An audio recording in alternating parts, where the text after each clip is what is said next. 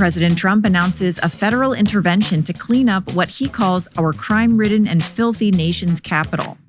This is Liberation Day in D.C., and we're going to take our capital back. We're taking it back. I'm Georgia Howe with Daily Wire Executive Editor John Bickley. It's Tuesday, August 12th, and this is Morning Wire.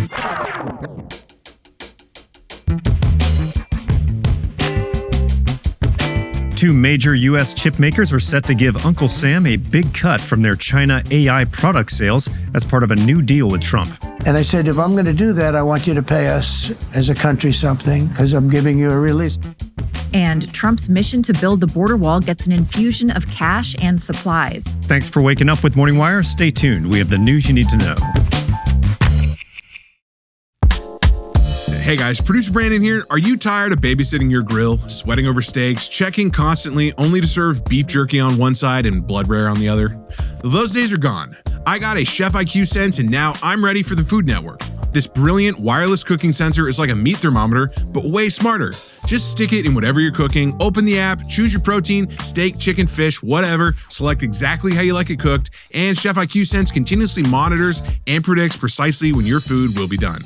No more opening hot ovens or sweating over barbecues. You're free to kick back with guests while Chef IQ Sense sends alerts to your smartphone when your food is cooked to perfection, exactly the way you like it.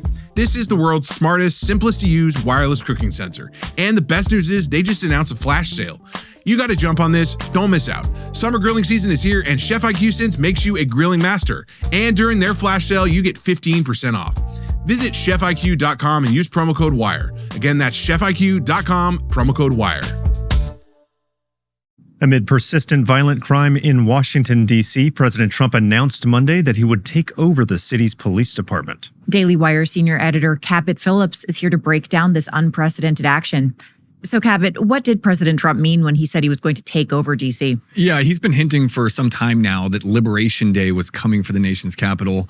And on Monday, we finally got details of what that would look like. Speaking from the White House, the president announced that he was placing Washington's police department under federal control. The administration officially invoked Section 740 of the Home Rule Act.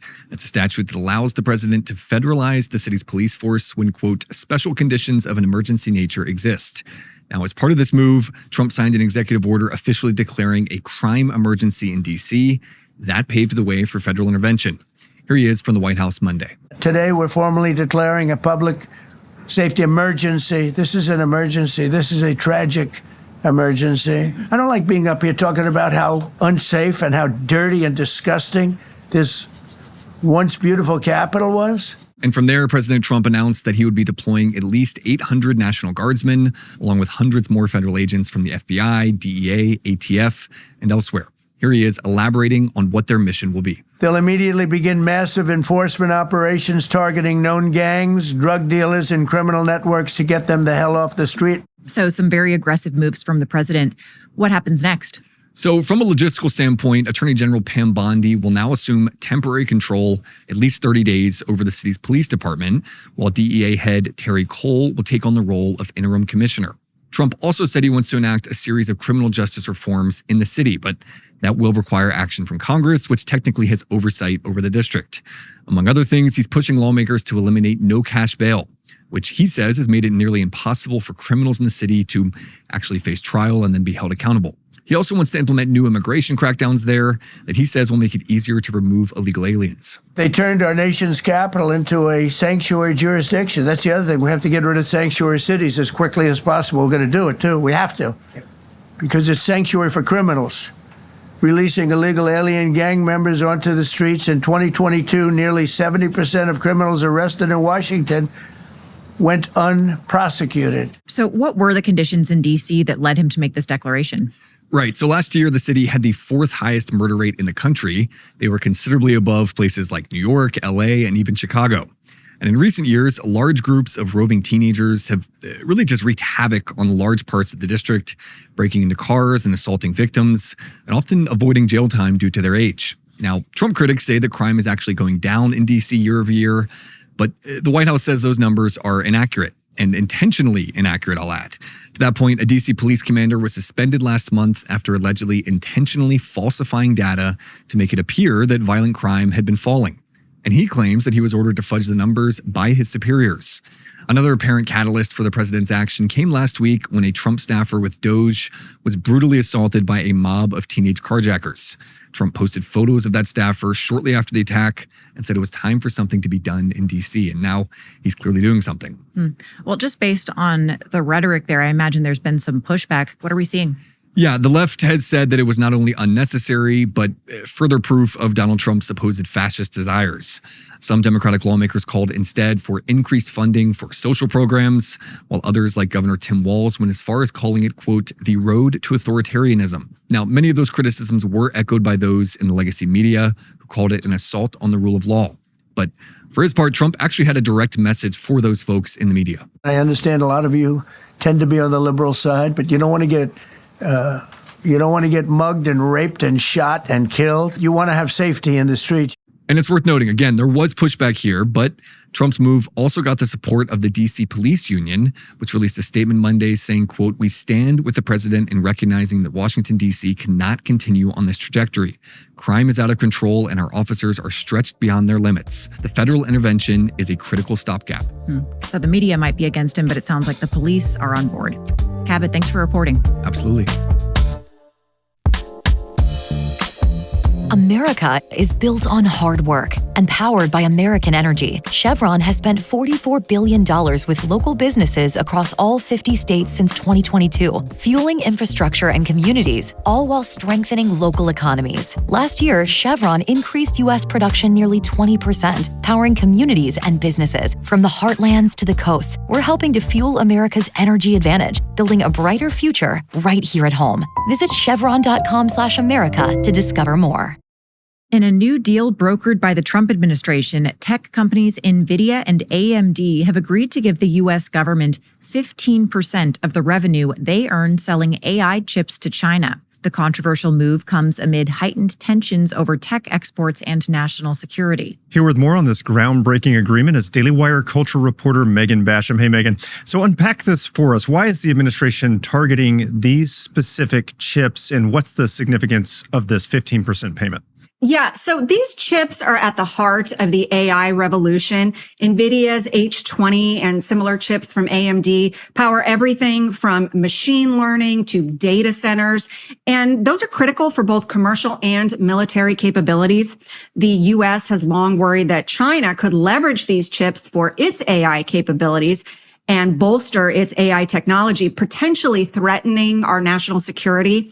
That 15% revenue share is a compromise of sorts. Essentially, it allows these companies to continue sales to China while also giving the U.S. government a stake and hopefully more oversight. Noteworthy, though, in a press conference on Monday, the president talked about negotiating with NVIDIA CEO Jensen Huang, and he emphasized that these are not the company's most cutting-edge chips. The chip that we're talking about, the H20, it's an old chip.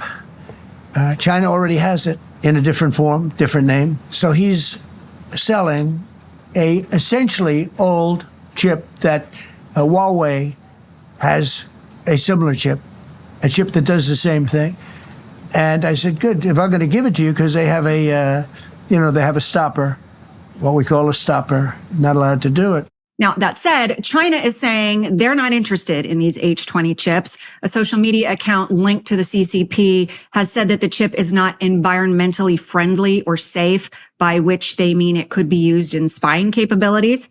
Now, likely this is just a negotiating tactic for China to get the chips it really wants, which are the high bandwidth memory chips, but those are still blocked by export restrictions. Got it. Now, sticking with the chips in this deal, 15% is obviously a hefty price tag. This has never been done before in quite this way. How is the tech industry reacting to this? I would say that you're seeing a mix of relief, but also some unease here. On the one hand, NVIDIA and AMD are happy that they've avoided a total ban on sales to China. That would have been catastrophic for their bottom lines. But industry chatter suggests that some corporate leaders are panicking over the precedent this sets. They're asking how this model of taking a cut of a private company's revenue might be applied to other industries. And former Biden official Peter Harrell was out this week arguing that he doesn't believe it's even constitutional. But on CNN on Sunday, Huang seemed to dismiss those concerns, and he implied that he does support Trump's America First agenda, at least philosophically. And he suggested that being able to sell these chips to China is a part of that agenda. We would like the United States to be the world leader. There's nothing wrong with that aspiration, and we should definitely try to achieve that and strive for that. In order for America to be the world leader, we want the American tech stack to be the global standard. And so our mission, properly expressed, in order for America to have AI leadership, is to make sure that the American tech stack is available to markets all over the world so that amazing developers, including the ones in China, are able to build on American tech stack so that AI runs best on the American tech stack. Now, how about Intel? How do they play into this? Yeah, that's a really interesting element because their CEO, Lip-Bu Tan, Trump called for him to resign last Thursday because of his alleged ties to the CCP. And that's something that Senator Tom Cotton has also been out pushing. But on Monday, of course, Tan was at the White House discussing manufacturing chips in the U.S. So it remains to be seen what kind of deals may come out of that discussion. And I presume he spent some time trying to convince the president he's not a national security risk himself. Megan, thanks so much for reporting. My pleasure. The Trump administration is reclaiming portions of the border wall that were set to be sold off at auction by the Biden administration just a month before Trump re-entered office. Here with the story is Daily Wire reporter Spencer Lindquist. So, Spencer, tell us about this agreement between the Trump administration and this company that's selling off the border wall. Sure thing, Georgia. So back in December, the Daily Wire revealed that the Biden administration had been selling off portions of the border wall just before Trump was set to enter office. And things have done a complete 180 since then.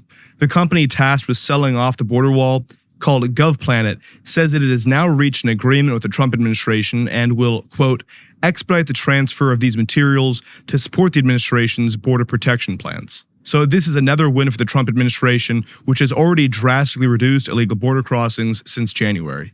So what's the timeline for getting these materials back? And then also, what's the cost? So it's going to happen pretty quickly and pretty cheap. GovPlanet said that, quote, a third-party firm that has been contracted for construction of the border wall will take receipt of the materials over the next 90 days. So the transfer should be complete within 3 months. The company also said that it is giving the government back these portions of the border wall at cost in an effort to, quote, protect the millions of dollars U.S. taxpayers had already invested in this initiative. Now, the Big Beautiful Bill had provisions for border security more broadly, but did it secure funding to complete the border wall? Yeah, so this bill got a lot of press for all the funding that went towards ICE and Customs and Border Protection, but there's also nearly $50 billion that is going towards completing the wall and physical barriers along the border.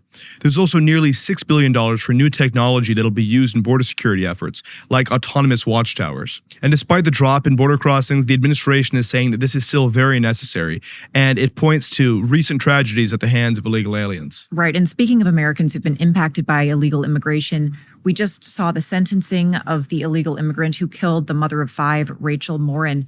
Where does that case stand? Right, really a heart-wrenching situation, but there has been some justice for the family. Rachel Morin was a mother of 5 who was raped and killed in a random attack by an illegal alien in 2023 while she was out on a trail in Maryland. Rachel's mother, Patty Morin, spoke out yesterday. Here she is on Fox News. I'm going to ask that the judge would honor Rachel's life and preserve her dignity by giving her the justice that she deserves, and in doing that, protecting other lives. And as for Rachel's murderer, Victor Antonio Martinez Hernandez, he is believed to have entered the United States in 2023. He was caught when DNA collected at the crime scene was matched to DNA at a home break-in in Los Angeles. Now, as for the sentencing in Morin's case, what did the judge decide? Hernandez was sentenced to life in prison for his crimes. The judge explained her ruling in a pointed way, and she told him, quoting, "You are not a candidate for rehabilitation. There is simply no hope to rehabilitate you. You took a life that was not yours to take. Your acts not only brutalized a young woman, but also terrorized a community." The state attorney for Harford County, Allison Healy, spoke at a press conference after the sentencing. My wish for this family and Rachel's children is that they believe we gave them some sense of justice for the loss of Rachel, and that they continue to honor her memory and her legacy in everything they do for the remainder of their lives. Rachel Morin's children also spoke at the sentencing yesterday. Her son said that Rachel was a good mom and that every time I see a picture of her, I think about the life I had with her and my 4 sisters. I miss her. Well, a heartbreaking story, and hopefully we can prevent more crimes like this. Spencer, thanks for reporting. Thank you. Thanks for waking up with us. And if you're watching on YouTube, don't forget to like and subscribe. We'll be back this evening with more news you need to know.